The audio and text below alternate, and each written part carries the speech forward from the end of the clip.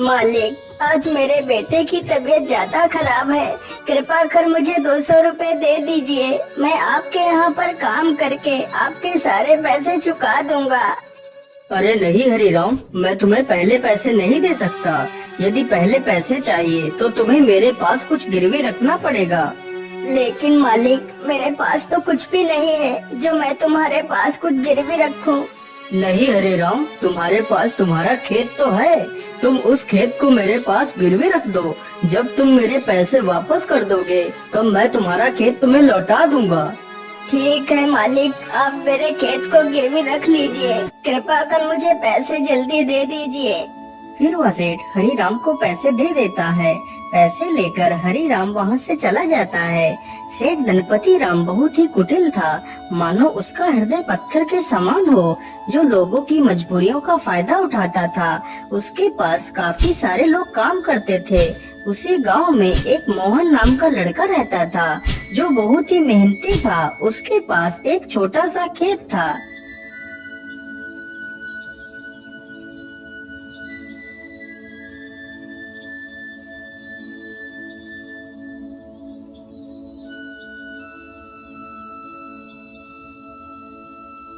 अरे मोहन बेटा, जरा पानी वानी तो पी लो। तुम तो कितनी मेहनत करते हो। हाँ चाचा, क्या करो, बिना मेहनत के तो कुछ होगा भी नहीं। हाँ बेटा, तुम्हारी इसी मेहनत की वजह से ही तुम इस छोटे से खेत में दोगुनी फसल उगा पाते हो।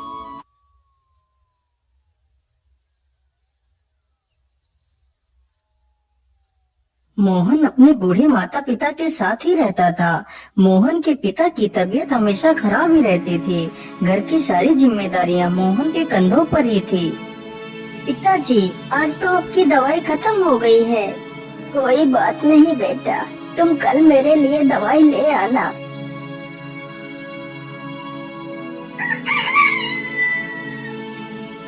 मोहन सुबह उठकर अपने पिता के लिए दवाइयाँ ले आता है। माँ, मैं पिताजी के लिए दवाई ले आया हूँ। आप पिताजी को दवाइयाँ समय से खिला देना। हाँ हाँ बेटा, मैं तुम्हारे पिता को दवाइयाँ खिला दूंगी। माँ, आज तो मौसम कितना अच्छा है। मैं आज ही खेत में बीज बो देता हूँ।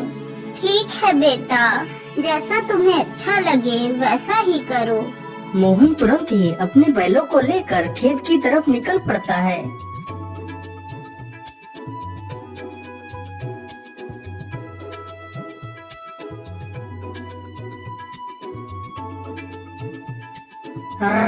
चल चल चल चल चल, आज हमें इस खेत को जोतना है और इसमें बीज बोना है।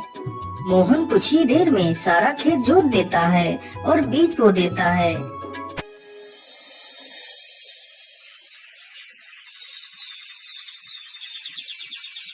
कुछ ही दिनों में खेत में बहुत अच्छी फसल तैयार होती है। अरे मोहन भाई, हर बार की तरह इस बार भी आपके खेत में कितनी अच्छी फसल तैयार हुई है। हाँ मदन भैया, यह सब ऊपर वाले का ही आशीर्वाद है, जो हर बार मेरे खेत में इतनी अच्छी फसल होती है। वे दोनों आपस में बात कर ही रहे थे कि तभी काले बादल छा जाते हैं।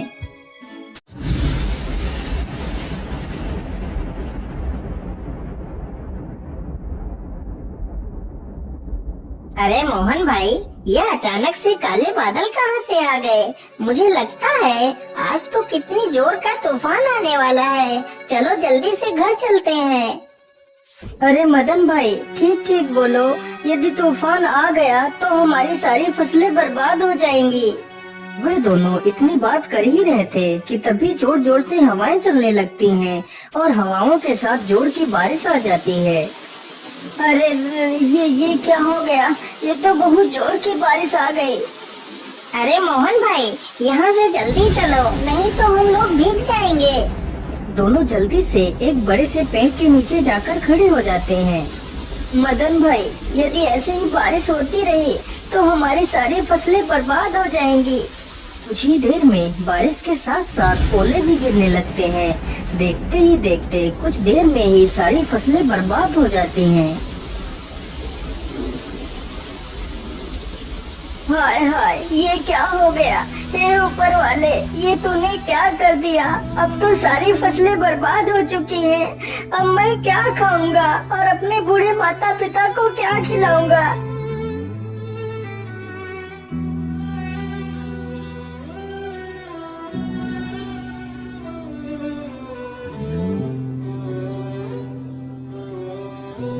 बेटा, तुम चिंता मत करो, ईश्वर पर भरोसा रखो, सब कुछ ठीक हो जाएगा।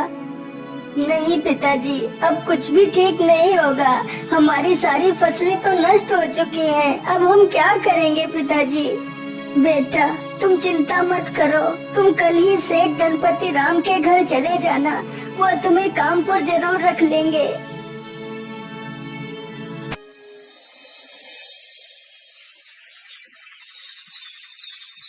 अगले ही दिन मोहन सेठ गणपति राम के पास जाता है।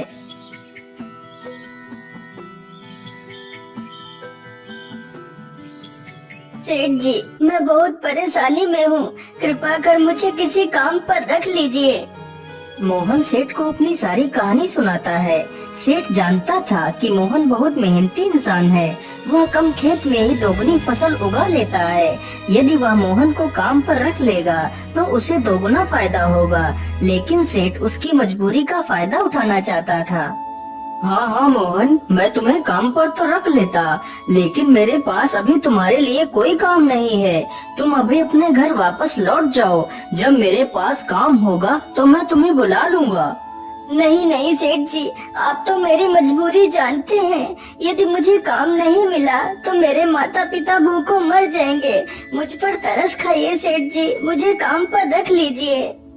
अरे वाह वाह, जैसा मैंने सोचा था बिल्कुल वैसा ही हो रहा है। यही अच्छा मौका है इससे कम पैसे में ज्यादा काम करवाने का। अच्छा अच्छा ठीक है, मैं तुम्हें काम पर तो रख सकता हूँ, लेकिन मैं वैसे तो सारे मजदूरों को 300 रुपए देता हूँ, लेकिन मैं तुम्हें सिर्फ 200 रुपए दूंगा। यदि मंजूर है तो बोलो। हे भगवान, क्या करो? यहाँ पर काम करने के अलावा तो मेरे पास दूसरा कोई रास्ता भी नहीं है। ठीक है सेठ जी, मैं 200 रुपए में ही काम कर लूंगा। मोहन अगले दिन से ही सेठ के घर काम करने लगता है। इसी प्रकार मोहन को काम करते करते पूरा 2 महीना गुजर जाता है। मोहन ने सेठ के खेत में दोगुनी फसल उगा दी। यह देखकर सेठ बहुत खुश हो जाता है। अरे वाह, मोहन ने तो इस बार कितनी अच्छी फसल उगाई है। वैसे अब तो मोहन का कोई काम भी नहीं है। मैं ऐसा करता हूँ, इसे आज की मजदूरी देकर काम से निकाल देता हूँ और इसकी 2 महीने की मजदूरी भी नहीं दूंगा। अरे मोहन, ये लो तुम्हारी आज की मजदूरी। अब तुम्हें कल से काम पर आने की कोई आवश्यकता नहीं है।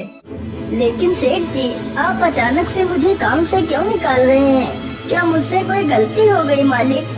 नहीं मोहन, तुमसे कोई गलती नहीं हुई है। अभी मेरे पास तुम्हारे लिए कोई काम नहीं है। जब मेरे पास काम होगा तो मैं तुम्हें जरूर बुला लूंगा। लेकिन मालिक, यदि आप मुझे काम से निकाल देंगे तो मैं भूखों मर जाऊंगा। मैं अपने पिता के लिए दवाइयाँ कहाँ से लाऊंगा? मुझ पर दया कीजिए सेठ जी। सेठ मोहन की एक बात भी नहीं सुनता और उसे काम से निकाल देता है।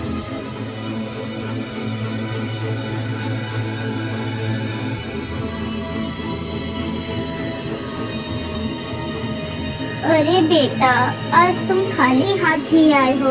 आज तुम घर का राशन तो लाए ही नहीं। माँ, मुझे माफ कर दीजिए, अब मैं आपके लिए कुछ भी नहीं कर सकता।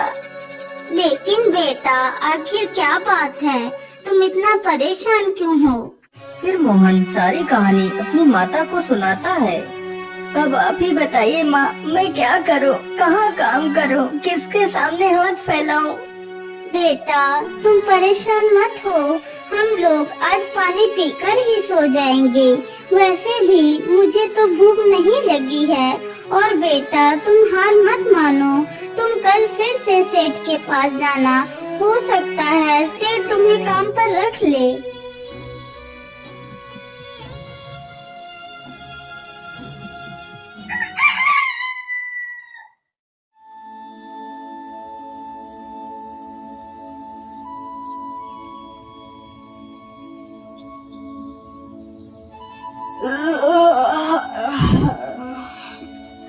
अरे सेठानी जी, आप मेरे लिए नाश्ता तैयार रखना, मैं जरा खेतों की तरफ से घूम कर आता हूँ। ठीक है, आप आराम से जाइए, तब तक मैं आपके लिए नाश्ता तैयार कर दूंगी। इतना सुनकर सेठ वहाँ से चल पड़ता है। तभी देखता है कि मोहन उसके घर के बाहर ही खड़ा है। अरे मोहन, तू इतनी सुबह सुबह यहाँ क्या कर रहा है? मालिक, मैं आपके पास ही आया था।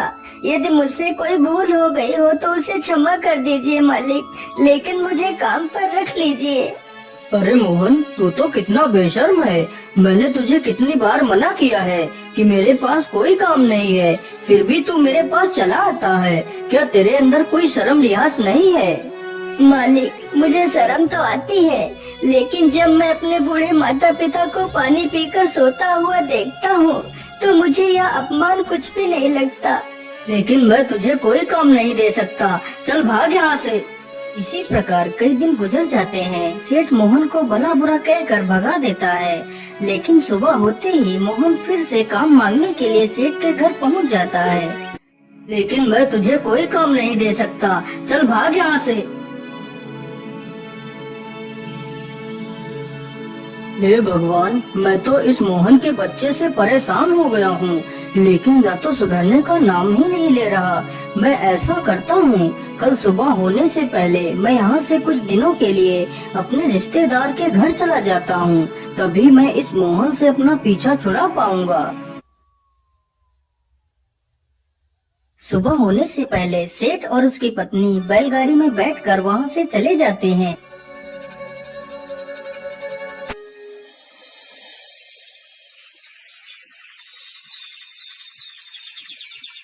उधर मोहन रोज की तरह फिर से सेठ के घर आता है तो देखता है, अरे ये क्या, आज तो सेठ के घर ताला लगा हुआ है। इसका मतलब सेठ जी कहीं बाहर गए हैं। मैं ऐसा करता हूँ, यहीं पेड़ के नीचे बैठकर सेठ जी का इंतजार करता हूँ। इतना सोचकर मोहन पेड़ के नीचे बैठ जाता है और सो जाता है। तभी कुछ चोर सेठ के घर के पास आते हैं।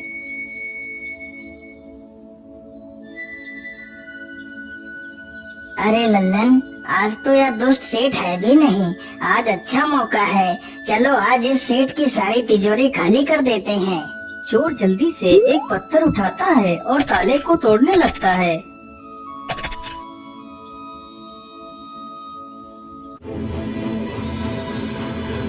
अरे ये शोर कैसा? ये कौन है? मुझे लगता है ये तो कोई चोर है। अरे रुक जाओ, तुम लोग ये क्या कर रहे हो? तुम सेठ के घर का ताला क्यों तोड़ रहे हो? अरे बेवकूफ, तुझे दिखाई नहीं देता? हम लोग चोर हैं और यह ताला हम लोग चोरी करने के लिए ही तोड़ रहे हैं। चल भाग जा यहाँ से। अरे नहीं नहीं, मेरे रहते हुए मैं तुम लोगों को चोरी नहीं करने दूंगा। अच्छा, तो तू हमें चोरी करने से रोकेगा? रुक, हम तुझे अभी मजा चखाते हैं। इतना कहकर सारे चोर बेचारे मोहन पर टूट पड़ते हैं। चोर चोर, कोई मुझे बचाओ, नहीं तो मुझे यह चोर मार डालेंगे। मोहन की ये आवाज सुनकर गांव के कई लोग वहां पर आ जाते हैं। तभी वह सारे चोर वहां से भाग जाते हैं, लेकिन बेचारा मोहन काफी ज्यादा घायल हो जाता है। अरे सेठानी जी, अब तो हमें यहाँ पर कई दिन गुजर चुके हैं। चलो अब हमें घर वापस चलना चाहिए। इतना सोचकर सेठ और सेठानी दोनों अपने घर के लिए निकल पड़ते हैं।